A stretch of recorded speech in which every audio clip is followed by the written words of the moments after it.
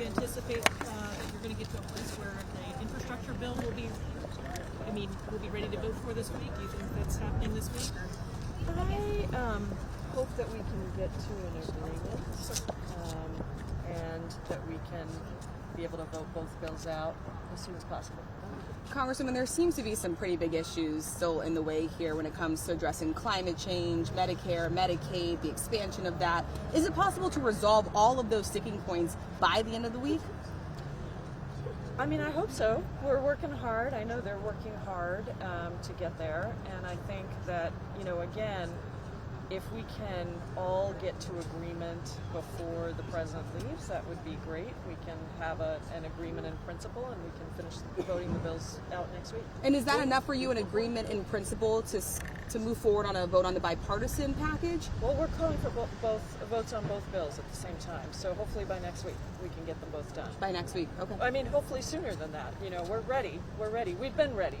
We've been ready for some time. But the progressive caucus in your position still hasn't changed. A framework is not enough to vote on the bipartisan package. What we've said consistently, and we've been really clear about this, is we want to vote both bills. Now, we're willing to, if there's agreement on the Senate moving forward, and the president has an ironclad commitment from all 50 senators, we will vote both of them out of the House, but we still want to vote both of them out of the House.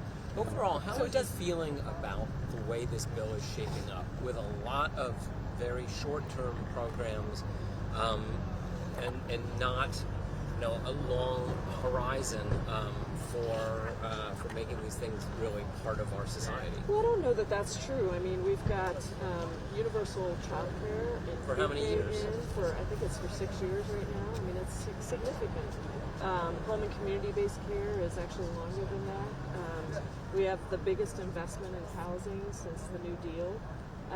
There's a lot of really good things in this bill, but we have to finish it, and we also have to vote it through. And we have to get the commitment from 50 senators that they're not going to undermine whatever we do in the House. And just to make it clear, you don't need a Senate vote for, if it can pass the House first, as long as you have that commitment, correct? You don't need a Senate vote first. Yeah, that's right. We're saying, listen, let's try to get this all done and let's get it moving, but we do need both bills voted on in the House at the same time.